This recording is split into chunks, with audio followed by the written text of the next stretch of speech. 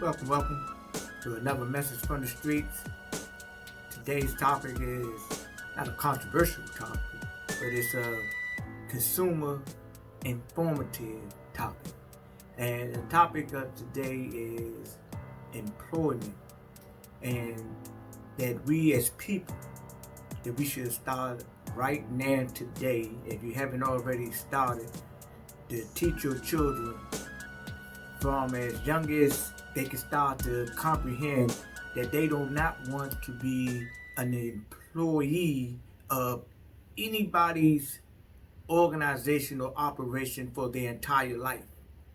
Of course, we step into the employee role, and a lot of people, they find comfort there because of benefits, so forth and so on.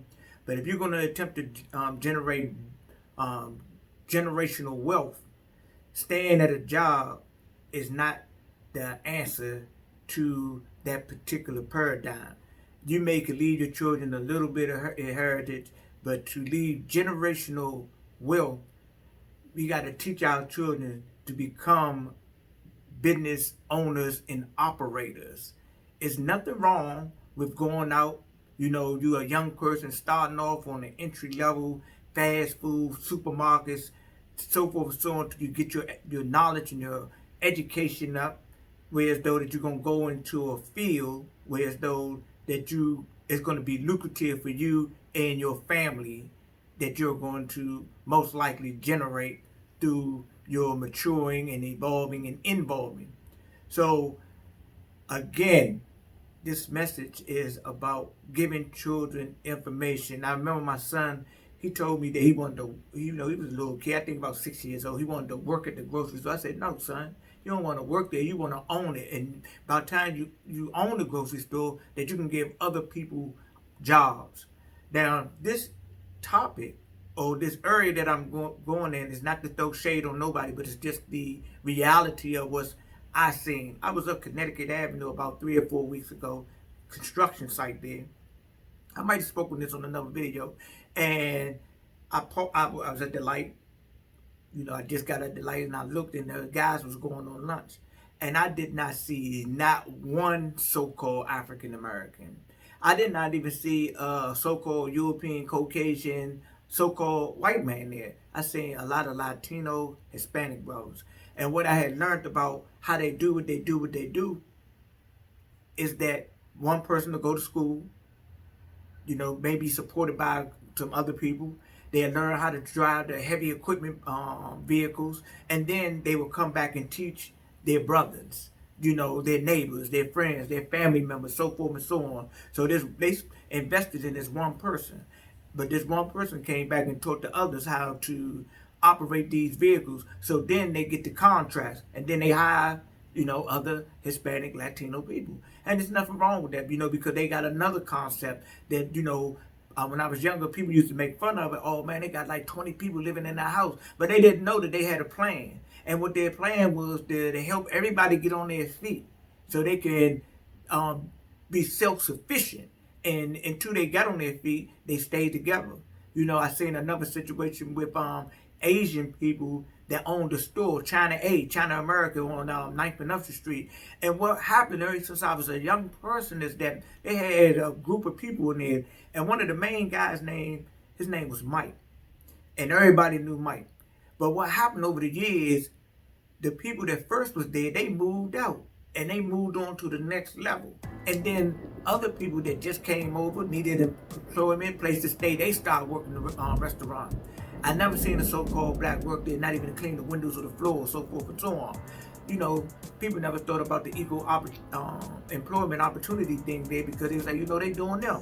But all I'm saying is that so-called blacks, so-called, Negroes, or whatever you want to, Moors, we got to start generating businesses and employing our own. And I'm not saying to ice out the Europeans or the Latino people, because we're going to hire qualified people. And they're qualified people in all levels of society. But what you want to do is, if you can give so-called blacks an opportunity, that's what you do.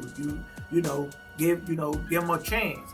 But if you give them an opportunity and they keep on coming in late, not being dependable, what are you going to do? You're going to have to let them go, but at least give them an opportunity so they won't be able to say, well, I didn't get a chance.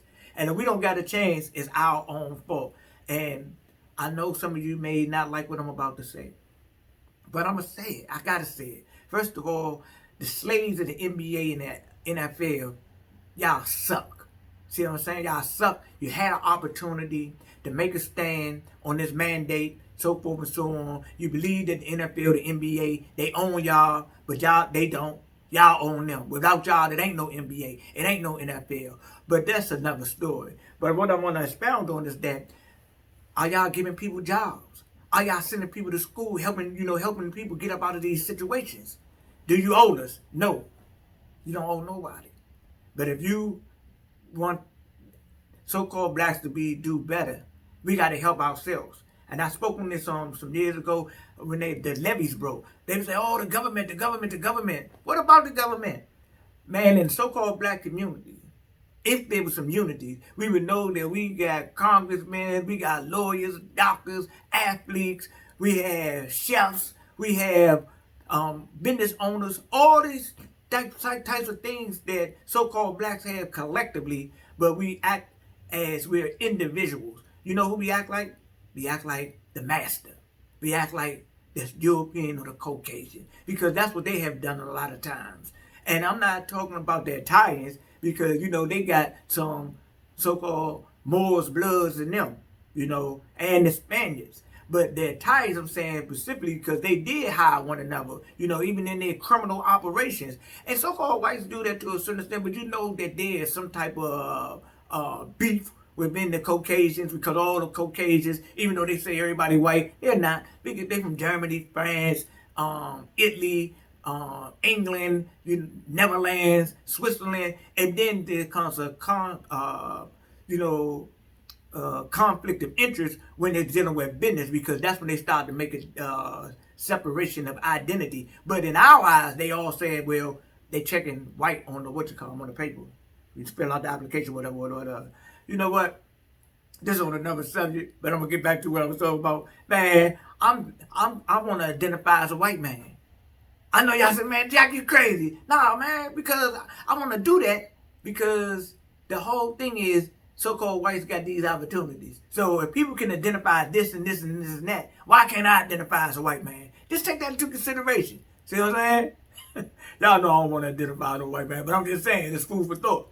Ladies and gentlemen, we must teach our children, send them to school, teach them, and instruct them as young. You want to own the business. You don't want to be a janitor all your life.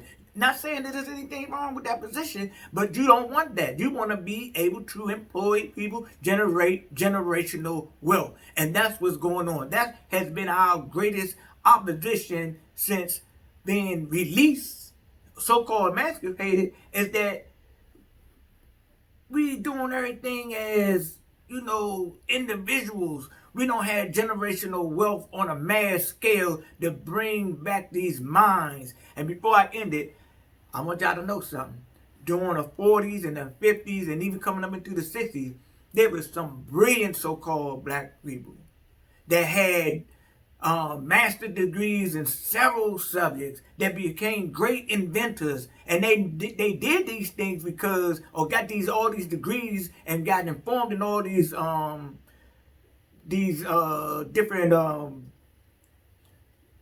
different forms of education. They did that because they had to be 5 times, 10 times better than their counterparts, which were the Europeans. So so-called blacks were very, very highly educated at one particular time. Collectively, it was, it was the goal. We always have our street people doing what they do, so forth and so on. But up into the 60s, when the COINTELPRO came in, and then the dope came in, and the dumbing down of the people, quickly, George Jackson, they called him the Dragon. One of the Solidarity brothers had a young brother named Jonathan, who I realized that Tupac made that made that song about soldier.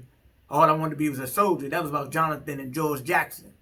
But that's another story. Yeah, Jonathan Jackson, one of the most intelligent 16-year-olds that I ever came across in literature or real life or anything of that nature. 16 years old, this man's vocabulary was like this. Ladies and gentlemen, I'm going to leave you with that. But just think, if you got young children right now in elementary, junior high school, start planting in their minds that they want to be business owners. You just don't want to go and learn about computers to be working for some Bill Gates, the Mr. Population Control. You don't want to do that. You want to be somewhere comfortable and that you can get your children jobs and your children jobs. You know, employ your uncles and your aunties, you know, your friends and neighbors. You want to be able to do that. That's big in these days because we live in a capitalistic society. And the way that we got to rumble this junk, first we got to be spiritual. But then we got to have capital as well. Something to fall back on.